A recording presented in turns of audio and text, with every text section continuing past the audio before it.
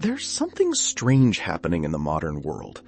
We are more connected than any generation in human history, and yet millions of people feel completely alone. You can message someone instantly. You can video call across continents. You can have thousands of followers, hundreds of contacts, endless entertainment, but still lie awake at 2 a.m. feeling like nobody truly knows you. And the scariest part? Loneliness today doesn't always look like loneliness. Sometimes it looks like scrolling for 4 hours straight. Sometimes it looks like staying busy all the time. Sometimes it looks like situationships, burnout, gym obsession, work obsession, gaming addiction, or constantly needing noise in the background because silence feels unbearable. We usually imagine lonely people as isolated, but modern loneliness is different. Now people feel lonely in crowded cities, in relationships, at parties, even while talking to friends. For almost all of human history, humans lived in tribes, small groups, around 50 to 150 people.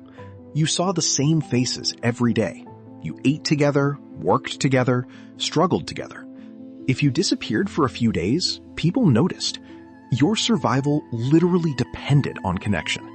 And because of that, the human brain evolved to treat social belonging as a survival need, not a luxury, a need. Psychologists compare loneliness to hunger. Hunger tells you you need food. Loneliness tells you you need people. That's why loneliness physically hurts. Studies now show chronic loneliness increases inflammation, stress hormones, anxiety, depression, and even risks of heart disease and stroke. Your brain interprets isolation almost like danger, because for most of human evolution, being alone was dangerous. But modern society changed faster than our brains could adapt. Today we live surrounded by strangers. Millions of people spend entire days interacting with screens instead of humans. Social media created the greatest illusion of connection humanity has ever seen. Because technically, you are interacting with people all day.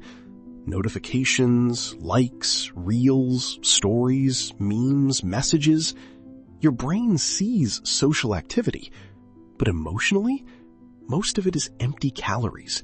It's like drinking salt water when you're thirsty. The more you consume, the thirstier you become. Research increasingly shows heavy social media use is linked with higher loneliness. And there's a reason for that. Social media gives us exposure to people without the emotional nutrients that create closeness. No eye contact, no physical presence, no vulnerability, no silence, no shared struggle, no emotional safety, just stimulation. And the human brain cannot fully substitute digital interaction for real bonding. Here's the weirdest part of the loneliness epidemic. Many lonely people are not socially isolated at all. Some have huge friend groups. Some are constantly around people. Some are even in relationships. But psychologists discovered something important. Loneliness is not about the number of people around you. It's about the gap between how connected you want to feel and how connected you actually feel. That's why someone can sit beside you every day and still feel emotionally distant. Real connection only happens when people feel emotionally safe, understood, accepted without performance. And modern culture quietly destroys all three. So how do you actually fix this? Not temporarily distract yourself from it. Actually fix it. The first step is understanding this. Loneliness is not solved by more people. It's solved by more realness. You do not need 500 connections. You need a few emotionally honest ones. Which means someone has to go first. Someone has to risk vulnerability. And yes, it feels uncomfortable. But vulnerability is the doorway to connection. The second step, reduce artificial connection. Most people don't realize how emotionally numb constant scrolling makes them feel. Try this. No phone for the first hour after waking up. 1 day a week with reduced social media. Stop replacing boredom with stimulation. Because boredom creates reflection. and reflection creates self-awareness. The third step, prioritize repeated real-world interaction.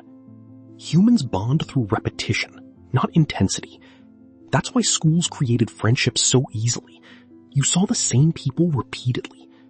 So join spaces where interaction naturally repeats. Gyms, classes, clubs, volunteering, communities, hobby groups. Not because you'll instantly make best friends, but because familiarity slowly creates emotional safety. The fourth step, practice deeper conversations. Most people are starving for honesty. Ask better questions. Instead of, how's work? Ask, what's been stressing you lately? Instead of, what do you do? Ask, what's something you've been thinking about a lot recently? People remember those conversations because almost nobody talks like that anymore. And finally, learn to be alone without feeling abandoned, because there's a difference between solitude and loneliness. Loneliness feels like disconnection. Solitude feels like peace. Almost everyone around you is fighting the same invisible battle.